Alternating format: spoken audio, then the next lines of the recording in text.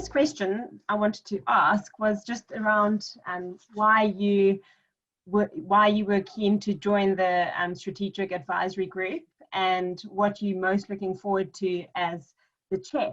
So it's something I'm very familiar with because I chaired for quite a number of years the International Strategic Advisory Board for UUKI, which used to be the international unit. And I also chaired the International Policy Network as well for UUK. So I've been involved in international for many, many years now, and I still am, particularly on outward mobility. I'm still members of those groups. So I felt there's an opportunity really to use that experience and to continue learning, because the great thing about these groups is that you always learn so much. I mean, it's great if I can also contribute, and I hope I will be able to. And obviously chairing is a big part of my job in other areas too. But what I always find the most enjoyable part is learning so much, because of course the world changes constantly. You can always learn new things. So that's one part of it. The other part of it is that it's a very strong group. It's a really good group of people. I know many of the people on there, that they've been on groups that I've chaired previously. And actually just getting that chance to talk to people is also very, very enjoyable. And I guess the third part is that I think the insights that IDP Connect can provide are really fascinating and very valuable for the sector, and we all benefit from that. And this will be a really good opportunity for the sector to sort of feed in and shape the types of insights that would be useful, and to be able to contribute in that way as well. Great, yeah, I couldn't agree more about the learning experience from being in those panels. I always look forward to them, and I'll walk away, learning so much from it. And I think we often, within the sector and probably all industries, we tend to work in our own little bubbles. So it's really nice to come together and just see what other people's experiences are. Especially in the terra incognita that we have now, where nobody still really knows what the world's going to look like. I mean, we've got, even apart from the pandemic, what's the effect of Brexit going to be, the change political landscape, tensions, in various ways, either increasing or decreasing across the world. So it's ever changing, and it's fascinating, and really trying to get some sense of what the world might look like is really difficult to do on your own. Definitely, completely agree with that. As an organisation, we're very much about putting students first. So I just wanted to put that to you and your role and what that means for University of Cardiff, putting students first. Yeah, well, I think it's, for Cardiff University, this is really critical. It's really important. I wouldn't say that it isn't for other universities, because it really, really is in the UK. So I think we are, as a university, we are characteristic of the UK sector, in that it's kind of the way we work. We've always worked in the UK in a way which says we're here for students. I mean, I think about it in really fundamental terms, in that lecturers and professors are very, very often available to see students in ways that I know from my own experience isn't always the case across the world. So I think there's a sort of general cultural way of working in the UK which says that students deserve and do get personal attention as much as is possible. I mean, you have to be realistic about that. But in Cardiff, I think what that means is that we organise ourselves into academic schools, and the academic schools really focus on their students, and we do as a whole university as well focus on the student. I could give some examples of that. So early in the pandemic, soon after lockdown happened, it became obvious to us that we still had quite a few students here in Cardiff, many of them international students who were unable to travel. So they were locked down here for months. And we immediately asked for volunteers, and we got more than 200 staff who were prepared to help us stay in contact with those students. So all those students, if they wished to receive one, got a phone call twice a week to find out how they were, is there anything we can do to support, anything we can do to help. And I think that really just shows the sort of ethos that we have here at Cardiff. And I know you do see that reflected across the sector in different ways. Yeah, that's really interesting. I think obviously the UK has such a fantastic reputation among prospective international students, and that sort of cultural element contributes to that reputation, no doubt. And it definitely pays off in terms of so many people want to come study in the UK.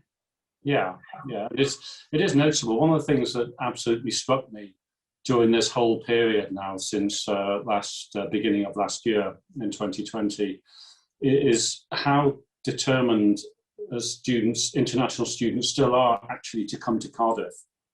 And I know that that's been reflected in many places in the UK. So people overcoming really enormous obstacles while the pandemic is still in full flow, to be able to come halfway across the world, to be able to actually be here in person. I think that's very impressive, and it does show that the high regard that people hold, not just our universities, but also the actual experience of being here.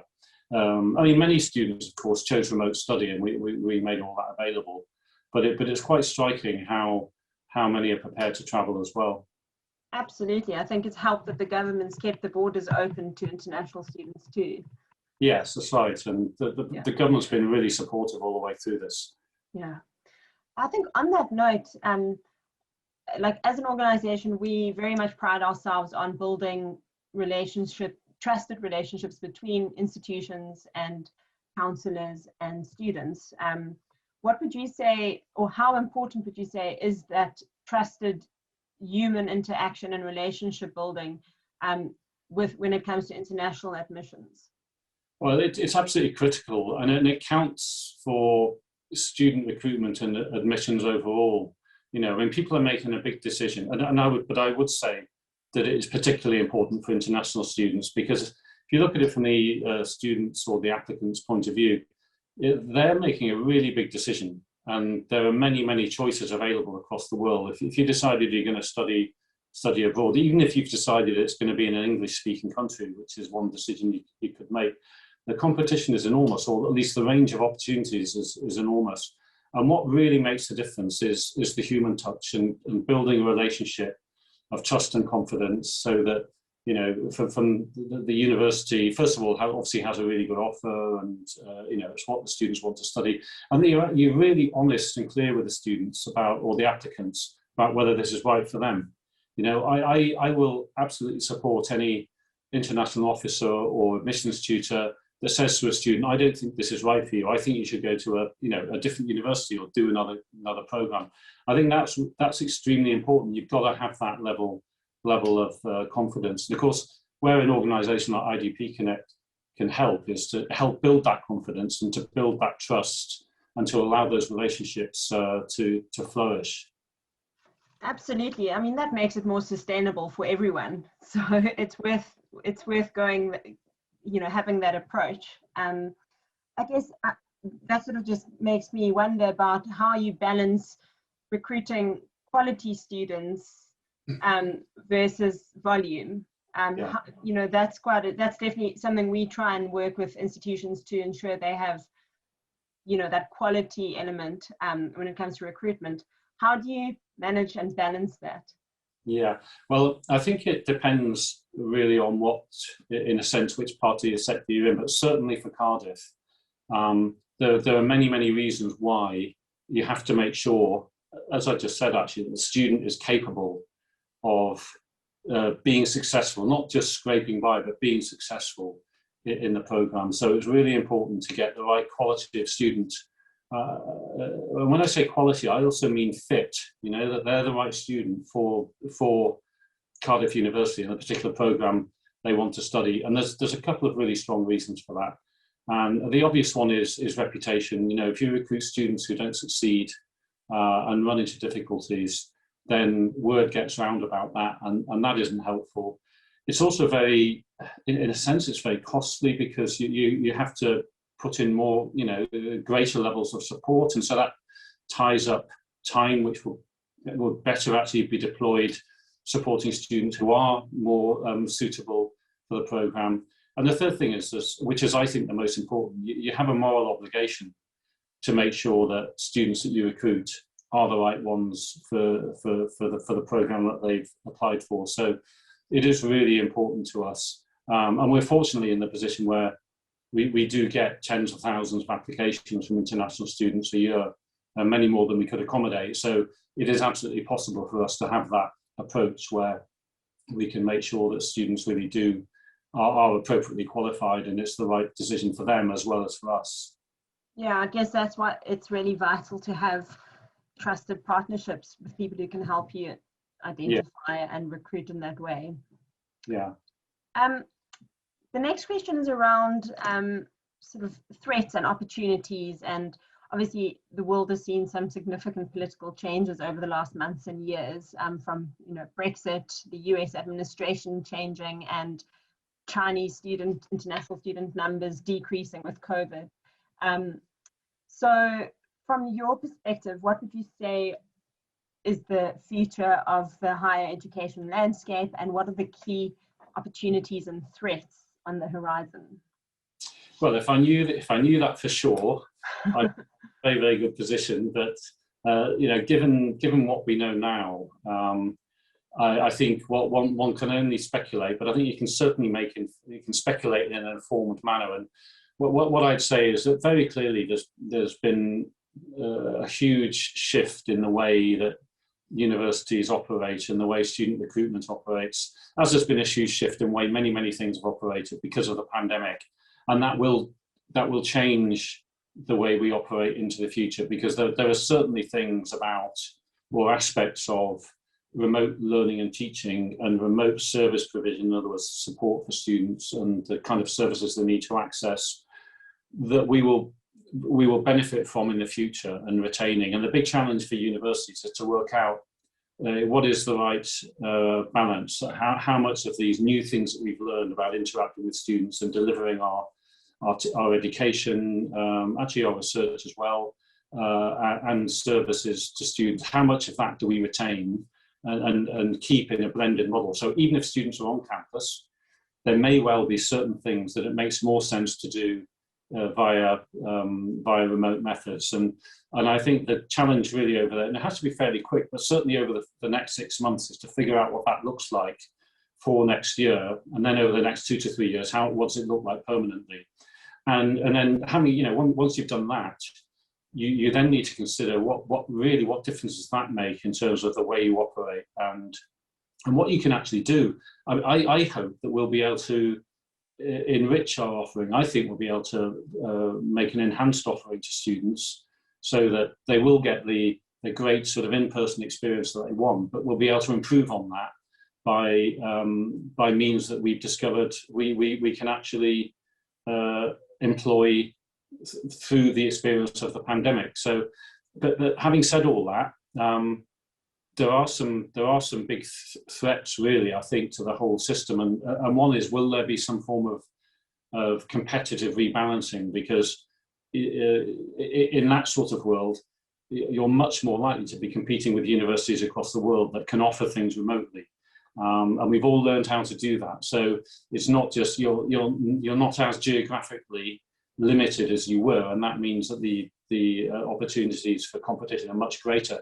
I think that is bound to benefit students, because it will sharpen things up. It will make people make sure that you are distinctive, that you are offering the best education that you can under these circumstances, and so on and so forth. So I think there are some big challenges out there, but there are also some big opportunities to succeed.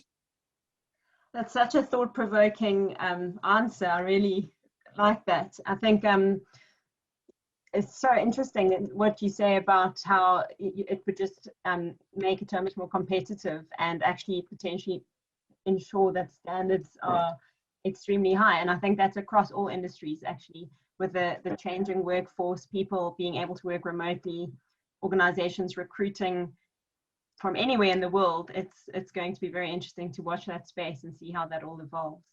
Yeah, that's right. And I think there's another aspect of it too, which is that up to now we've been relatively inflexible as institutions and as the sectors. It's hard for us to, say there's a surge of students who want to do a particular program, or you're successful in recruitment.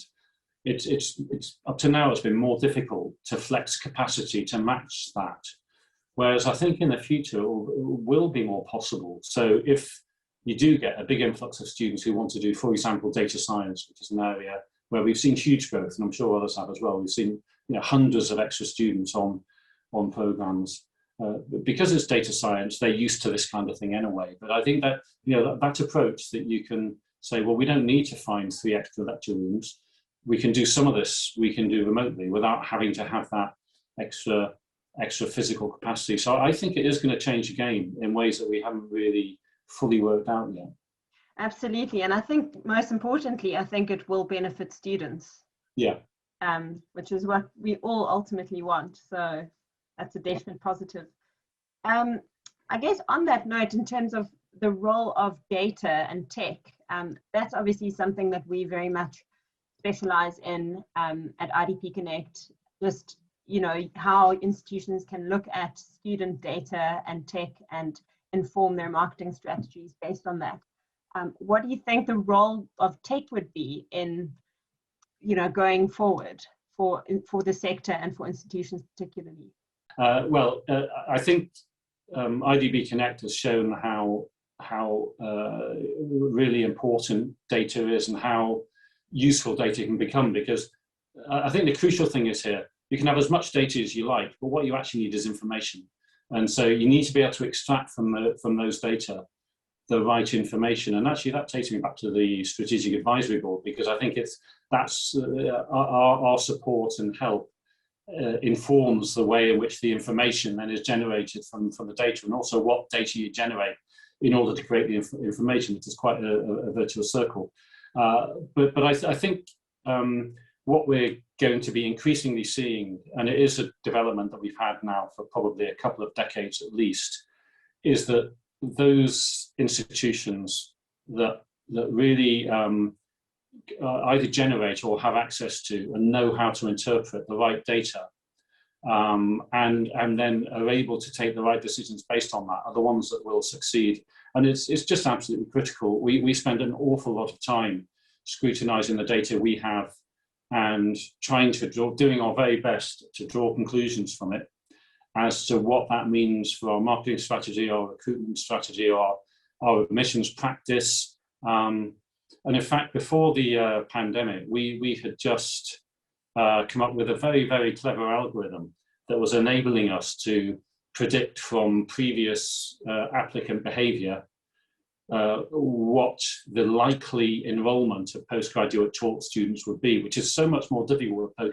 postgraduate taught, especially international, than it is with undergraduate home, because the undergraduate homes are much more of a known quantity and it's more defined. They have fewer choices and it's more channeled. With postgraduates, and especially international postgraduate taught, it was just much more difficult to predict what the enrollment would be. And we just got to the stage of being really pretty accurate in that, with very low tolerances. Unfortunately, the pandemic has made a bit of a mess of that, but we'll get back to it. And I know that IDB Connect is really helpful in that respect as well, on a more sector-wide or individual university basis.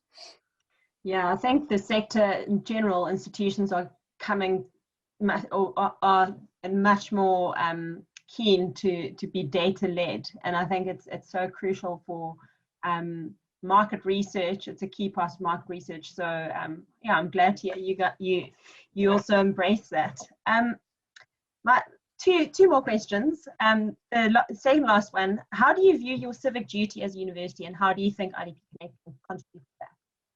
So that's really important for us. It always has been, certainly since I've been Vice-chancellor. I started in 2012, and I put what we called at that time engagement, which is external engagement, our obligations to society, right front and centre as one of the key pillars of our strategy. And it's remained like that, actually. In this, we renamed it Civic Mission to align with Welsh Government priorities, but essentially it's the same activity, where universities can't and don't and mustn't exist purely, in a sense, in an ivory tower for their own benefit. We are here for the benefit of society. That's why we're here to create and disseminate knowledge for the benefit of all. That is the fundamental purpose of a university. And we do that through education, we do it through research. And so one of the key ways you do it is through your people. So there's a concept called soft power, when you have graduates who go out into the world, and with international students, they become international graduates who go back to their countries, and they are, sort of, as it were, loyal alumni of Cardiff and remember Cardiff throughout their time, and they benefit hugely from their time here. So I think the work of IDB Connect in literally in connecting us with the right students who then become graduates of this university, who are spread around the world, and who know the benefits that we bring to the world and that we stay in touch with actually as alumni for many, many years, is a really important one. I think actually that whole notion of alumni networks is perhaps one that IDP Connect could be very helpful with. Yeah, absolutely. I like that. I think it's a really important reminder for everyone, just to that is the core purpose of any university, and it should always be there. The last question is in light of COVID-19, which any interview has to end on that note at this moment in time. I was really interested to hear your thoughts on how you think the pandemic and COVID would affect your current students going into the future, and just students all around the world. What sort of effect would the pandemic in your mind have? Okay, so I think there's two aspects to this. There's a positive side, and there's very clearly a negative side. And I'll start with the negative one so I can finish with a more positive one. But the negative one clearly is that this for a generation, let's call them between the ages of 16 and 24, just for the sake of argument, you know, those are years which are really formative years. They're absolutely key. You know, the years when you take the qualifications to get you to university, the years when you go to university and you make your new friends, and you do all the things that university students are supposed to do, especially in the Anglo-Saxon countries. You know, it's almost a ritualistic, a rite of passage in the UK and Australia and the United States, New Zealand, places like that. So, you know, they will have missed out on an awful lot of that. So, and you can't really replace it, unfortunately. You can't have another first year in the same way. So that's unfortunate. You know, there are other clear negatives, which is, you know, the massive economic damage that's been done. Although you know, I strongly feel, and this is based on the economic projections that we can see from various sources, that the bounce back will be pretty rapid. You know, we can expect by the end of 2022, the UK to have recovered the losses it made during COVID. But that is going to affect the jobs market. So I think, you know, that is something that's a negative effect of COVID-19, as well as the other more obvious ones. There are health effects, physical health effects. There will be, even though students of that age are not anywhere near as affected as physically as somebody of my age would be. But nevertheless, there are cases where there's long-lasting effects. But much more importantly, the longer-lasting mental health effects and the immediate mental health effects of lockdown and isolation and not being able to have the opportunities. So there are clear negative effects. And I think we as a society really owe it to that generation to do whatever we can to support and make it up to them in terms of the experience they can have, you know, for the rest of the period once we've got the pandemic under control, which I sincerely hope in this country is going to be certainly by the summer, but certainly by the autumn, so that next year is a lot closer to what they would have expected. But on the positive side, you know, there are some upsides. This COVID generation has faced a level of adversity, really, that most generations don't. You know, I wouldn't say it's almost like wartime, but certainly the challenge has been absolutely enormous, and they've had to learn to be adaptable. They've had to learn to deal with really difficult situations, and they've done that. You know, they're overcoming these challenges. And we have quite a lot of students here in Cardiff now, and they really are making the most of what they can do. They're spending a lot of time outside. You know, they are learning. They've learned how to interact online. They've learned how to be self-sufficient and manage things more, and, you know, in isolation without the the level of support you can probably provide more easily in person. They've learned to adapt to all of that. So I think they will have, a level of skills and character that we probably haven't seen for generations. So I think the formative effects of this could be really positive. And in certain cases, say the medical students, the healthcare students, for example, last year in April, we graduated all our medical students and our nursing students soon after that, early on in the pandemic. So in April and May, we graduated those students months ahead of time. And they went straight into hospitals, working on COVID wards, because it was all hands to the pump. So they've had, an immediate level of experience they could never have had otherwise. And doubtless that was massively a difficult thing to do, but they did it and they came through it and they were hugely helpful. So I think there will be some upsides for this generation as well as the downsides. Wow, yeah, that's a brilliant answer. I think, as you say, some incredible challenges, and it's just such a testament of the human spirit and how adaptable people are when they need to be. So incredible.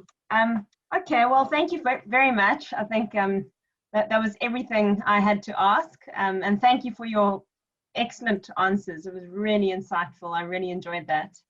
Okay, no, it's great. It's great. Thanks very much.